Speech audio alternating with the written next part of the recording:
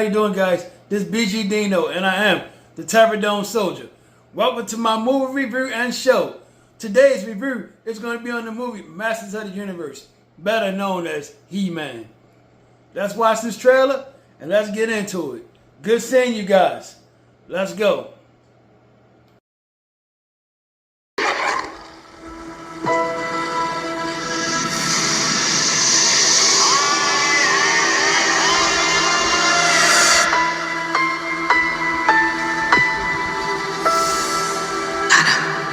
When you hold the magic sword, what do you say? By the power of Grayskull. Go on.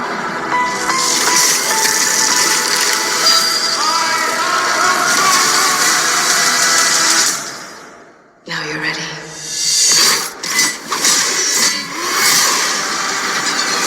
It seems the prodigal prince has returned. I'm a devil, but I mean to be a god.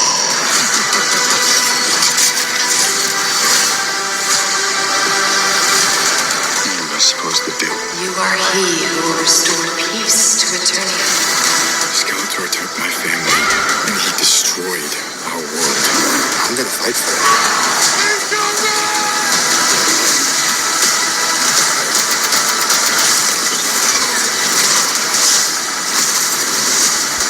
Neck and neck. And Ram-Man. William! And you, Fisto! Mr. Allen! It's Adam, dude! Hey, put your neck away.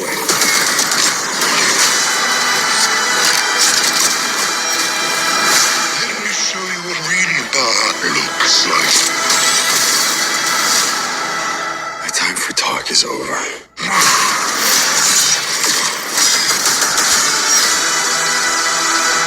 You can help me with this? Whoa. It is quite heavy, so if you could just... Oh my god, yeah.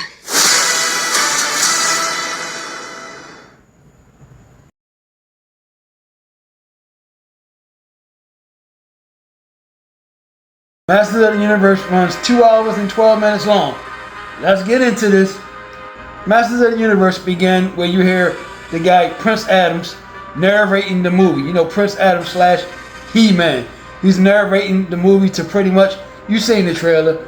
You see the trailer where he's on Earth and it's trying to show you how he actually made it to Earth from where he's actually from. So he's giving an explanation about Castle of Grayskull and the people that protected his temple and where all that powers come from. And then it actually shows a scene where the evil guy Skeletor, he comes and attacks his family and they shoots him off like he's Superman to planet Earth with his sword. And by him being a little kid and he getting pulled through the thing like he on Bill and Ted Excellent Adventure going through the cords, he couldn't hold on to the sword. So the sword went one way and he went another way. They never show who actually adopted him. You know, it shows him actually telling the whole story, and then it turns to find out he's actually on a date with a female, and he's just telling her story. She asked him a basic question of where he's from, and he gave it all detail. And of course, the female looked at him like he was crazy. He talking about talking cats and sorcerers and skeleton people and bees and stuff. So she looked at him like he was crazy and walked off. So then pretty much the next scene, they showed that he was sharing a room. He was actually in college, and he was sharing a room with his roommate. And his roommate said, "Oh, you told him that story again?" You know, nobody believed him. He was telling everybody about it because he didn't lose no memory or anything. He was just a little kid when he got shot to Earth. So that's what pretty much what the whole movie's about. And I believe it dragged. It didn't drag. I mean, things was always going on. I think it took too long for him to actually return back to Castle of Grayskull. It gave the explanation of the sword just holds the power, but the power is actually the main thing. The sword is just an item. So anyway, the entire time he's on Earth, he's been searching for the sword that he let go. And he actually hunted down the sword after all these years. I guess he had to wait for our camera to get in front of it first. I guess so. Well, I'm glad the cameraman that made the movie just happened to be there when he decided to actually find it. He found it like at a Comic-Con type of event. He found it at some kind of Comic-Con type of event. And you would think it's plastic, and it's like on a mannequin, a plastic mannequin figure. And he just I don't even remember the figure name. I think his name's Tron or something like that. Some no-name character. I don't even know who the heck it is. Like, he looked like sort of scene where he wrestles the sword out the little mannequin hand, and he does his thing. He can't remember the words to say with the sword, so he grabbed the sword and said, "Sword, take me home." Of course, we all know when they say by the power of Grayskull, I have the power. Any geek know that. Anybody that's not a geek know that. Anybody that ever watched He-Man knows that. That's the words. So we all sitting there waiting for like, okay, what's gonna happen? So pretty much nothing happened because he said, by the power or something, take me home. He said the wrong words. Because like I said, he was a kid when the sorceress from Castle of Grayskull, you know, sorceress, the one that turns to the Falcon. You remember the character. This character right here. So it moves him a little slow again, you know, too much on Earth. Then eventually gets to a part where this big giant beast thing come right out. It's actually Beastman right here. And he's pretty much chasing after Prince Adam. That's his real name, Prince Adam. So he's chasing after Prince Adams and he's trying to catch up with him. And he thinking he's after him, and then all of a sudden Teela shows up. Teela is the son of Man-at-Arms, which is the sergeant that controls Castle of Grayskull. He pretty much is the main security, and Teela is his daughter. Just like off the cartoon. So if I'll be telling you a 2-hour and 12-minute movie, step by step, I'm going to tell you little main things. So pretty much Teela and Beastman actually got attracted to Prince Adams when he grabbed the sword and said, "Take me home." Just off the fact that he touched the sword and put it up, it sent the signal to where the sword was at. So it drew in the bad guys and the good guys. And eventually he makes it back to Castle Grayskull, where you meet all the characters. What is it, Mega Neck, you know, the one with the long neck. You got Ram Man, you got Fister, the guy with the big silver fist. I think everybody had Ram Man. I actually seen Ram Man inside of a Goodwill one time, and I was gonna get it. I said, it's probably worth something. I said, you know what, some kid might actually want to play with this toy. I'm not gonna take that from nobody, so I let it stay there. I mean, it's probably still right there. The kid don't know what that is, but either way, you probably know what it is now. And he had Moss Man, and Moss Man, even as a toy, Moss Man was useless as a bull with tits. For real, Moss Man is useless. So the whole movie is pretty much an endless battle of Skeletor and his goons. Let's see, they got Skeletor, which is actually just like off the cartoon. If you ever watched the cartoon before, he's just like the cartoon, real goofy like. Because on the cartoon, even though Skeletor was a bad guy, he would do like little goofy things. And pretty much, it was like that in this movie. So I believe the Skeletor role was pretty good. Then you had Evil Lynn. And Evil Lynn, they should have called her Freaky Lynn. Because all she was talking about, all she was like this the entire movie. Do I make you horny, baby? Serious, I was like, geez, like 2 or 3 times. I'm like, don't forget this is a kid's movie. Jeez, this is a PG-13. I mean, she kept on alerting to it. It was like weird. Like, why is she keep trying to get this man with no face? Skeletor has no face. And also, the guy Trap Jaw. Trap Jaw stole the show. If you guys remember Trap Jaw, him right here. On the cartoon, he was pretty goofy. Him and Beastman used to always be together, used to always get little stupid scenarios trying to go after He-Man. And the entire thing, you know, we never knew why Skeletor was actually so angry with He-Man, why he wanted to.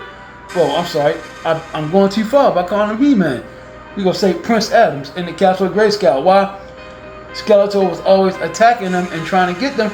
And it gave a good explanation with this movie. This movie actually gave an explanation for why Skeletor was after them. Because it was actually a scene that Evil Lynn had told Skeletor. She was like, why are you after them so much? You have your own army, you have your own castle, and you have a lot of power. Why are you after them? And Skeletor felt as long as someone else had power, just like he did, they can always take his power. So pretty much, he was actually attacking them out of fear that somebody would actually take his power. So he wanted all the power. Boy. But hey, at least they gave me an explanation. At least they gave the cartoon an explanation. Also, I forgot one part. Why Prince Adam was still on Earth, he actually had a cameo from the original He-Man, from off the old movie from 1980 something, Dolph Lundgren. You know, the guy that played as Drago on Rocky. Dolph Lundgren, yeah, he actually played as He-Man on the original. That movie was terrible. This movie right here. Yes, that movie is garbage. Don't even watch it. Don't even watch it. Because you ain't gonna get no references of nothing that's going on in this movie. This movie right here was more like the cartoon and the comic book. Don't even watch that. That's not even worth watching. So like I said, oh, it's one more thing. This character right here, Orko, they didn't have him in the movie. He was actually the funniest one on the cartoon. The cartoon He-Man. It was always Orko that always got them in a situation. He was a practicing wizard, but he didn't quite have all his magic together. He was able to do magic. I guess he was more like a ghost type little elf type thing. Well, here's the picture. You tell me what you think it is. So, pretty much, he wasn't in the movie. They replaced him with some kind of big giant android robot. Then you have Man-at-Arms. Man-at-Arms on the movie, on the cartoon, he was always the most positive, the most strongest. Him and his daughter Teela. In this movie, pretty much when he was a kid, when they shipped him off, Prince Adams, when they shipped him off Earth because they were being attacked by Skeletor, Man-at-Arms had just got beat really bad by Trap Jaw, and pretty much this is like what, 15 years later, Man-at-Arms, he's a raging drunk. He's a raging alcoholic. I'm like, what? That would make Man-at-Arms the nicest person, the most purest, innocent person that was on a cartoon. Y'all made him an alcoholic, a drunk. And Teela, she kind of resented him. She was like, you used to run this entire thing, now you're a drunk. So of course, somewhere through the course of the movie, you know, he fights Trap Jaw again. This particular time he wins. Like I said, Trap Jaw was no joke in this movie. Without me giving all the little small details, Trap Jaw was no joke in this movie. They had a scene where Skeletor was threatening He-Man. Prince Adam finally figured out the words, I have the power, and he actually turned to He-Man and was able to use his almighty strength. And what made me mad also is He-Man's cat, Cringer. Now, back in the day when the name Cringer, we ain't never paid no mind that the name was Cringer. Now you watch the movie like, where the hell they get a name like Cringer from? Cringer was kind of cringe. he lived up to his name because you didn't really see him the entire movie. He showed up pretty much like towards the end, talking trash. But on a cartoon, Cringer was always a big scaredy cat. He was scared of everything. He was like the cowardly lion. You know, so they pretty much didn't show him the entire movie stuff when he was a little kid. And he was a little tiny tiger, lion, whatever the heck he is. Panther, whatever. He was talking trash back then. So more likely, this Cringer just talked trash when he finally did show up. So like I said, He-Man finally got his powers to turn to He-Man, and he was having a battle with Skeletor. So Skeletor, like I said, he has powers too. So he actually grabbed one of the members from the Castle Grayskull that's a protector, which he grabbed Mossman. Which Mossman was probably in the movie, maybe about total out, maybe about 7 minutes. So when he grabbed somebody from out the crowd, I knew he was gonna grab Mossman because I was like, this man is useless. I remember having a toy for real, and I was like, what the hell do I do with him? What am I hiding at? Next to a tree? He's green. Trees ain't green. That was a useless toy. That was, I mean, for real. I mean, if you were playing with him back in the day, if you had the action figure, you playing in the grass, you could possibly lose him because he blended in with the grass. I guess that's the one good thing about him. But either way, in this movie, Skeletor, he grabbed him, and of course, he was the one that he had to sacrifice so He-Man could try to give him the sword. See, He-Man was willing to give up the sword because He-Man already knew that the power wasn't really in the sword. It was actually in the castle. He wasn't 100% sure, but the sorceress, she was teaching him things. Sorceress, her role was not really that strong in the movie. I guess she served her purpose. Remember the cartoon Sorceress right here? I guess she served her purpose. You know, she protected him, like, sort of, but she couldn't really fight him much. I mean, Skeletor was really powerful. Like I said, he was just as powerful as they were. So, you get to a scene where Skeletor, he pretty much made He-Man submit because he was going to kill somebody else, and He-Man didn't want no one else to die over the sword. So, he actually gave Skeletor the sword, and they knocked him out. So, Skeletor tricked He-Man to get on his knees, and he did something, knocked him out cold. Skeletor, like I said, the bad guys, the characters that have names actually did their job. Skeletor did his job, Trap Jaw did his, Beastman did his, Ram Man did his, Meganet, and Fister. You know, they had little small cameo jokes. It wasn't nothing serious, but all the bad guys, of course, all the bad guys is always better on these little superhero movies. But guys, one thing you have to remember, this is like a kids movie, kid/teen/adult movie. You know, don't take it too serious. You know, it's basically just a nod to the cartoon. Don't take it too serious.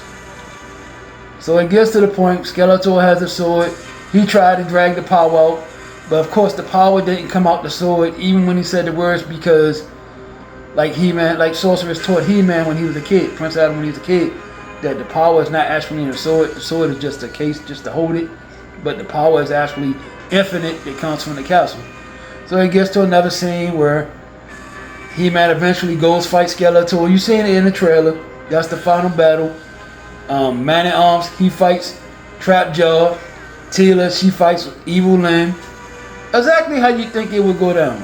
Exactly how you think it would go down. That's how it went down. So, of course, He-Man wins. He actually kills Skeletor. But actually, they could bring him back because Skeletor is a wizard. So if they really want to make a part 2, they can. But by the end, everybody dies. All the bad guys die. You know, Skeletor dies. Beastman dies. Trapjaw dies. All the bad guys die. He-Man wins. The movie goes off. My immediate reaction is, and my rating is going to be a 2.5 out of 5.5 Pterodon soldiers. A 2.5 out of 5.5 Pterodon soldiers. It wasn't bad. I mean, I believe it was a little long. You know, and most people that going to watch this movie anyway know some kind of history about it. And if you don't, all you gotta do is just go on YouTube, maybe watch a couple of the cartoons, type in He-Man Master Universe. Just, you ain't gotta watch a lot, maybe 1 or 2 episodes of the cartoon. And if you really, really want to, you can watch that old movie. I mean, you see a couple of familiar characters from the old movie that's in this movie, but for the most part, you don't really have to. Just watch a couple episodes of the cartoon, 2 or 3, and they'll actually get you to a point where you understand what these characters are and what they're doing. It's a date night movie. I'm gonna say it's more like a family date night movie, family and friends date night movie. Yeah, so I would say that it's a family and friends date night movie. It's not bad.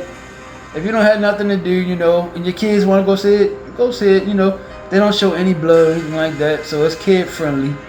You know, a little violence, but it's like video game type violence. Nothing that you won't see different. In fact, it's probably more cleaner than these video games these days, to be honest. There you have it, guys. My rating of 2.5 out of 5.5 Pterodon soldiers. Thank you guys for all the support. I appreciate you guys. Sorry for coming late, guys. Like I said before, I'm trying to catch up. I was on vacation. I'm catching up, and I have another review probably coming out within the next day or so. The movie called Hungry, the movie about the hippo. We're gonna watch that. I'm gonna give a full review and rating on that one also. With that being said, shout out to the Dante Show Network. Shout out to my buddy June 5th. Shout out to Miss Jersey, subscribe to her channel, Forensic8888. Check out my buddy Be Humble, Be Humble's podcast. Be Humble is an ex-military guy. He's a veteran. He does a bike tour, and he does a lot of funny military stories. You can visit all these guys on Facebook, Instagram, TikTok, and what's this? YouTube. Alright guys, thank you guys so much. I really appreciate you guys, all your support. My number's steady going up. I really appreciate you guys. Thank you guys, I love you. It's BG Dino, the Pterodon Soldier. Salute, and I'll see you within the next day or 2 to do my next review. Thank you guys, I love you, and I'll see you later on. Bye.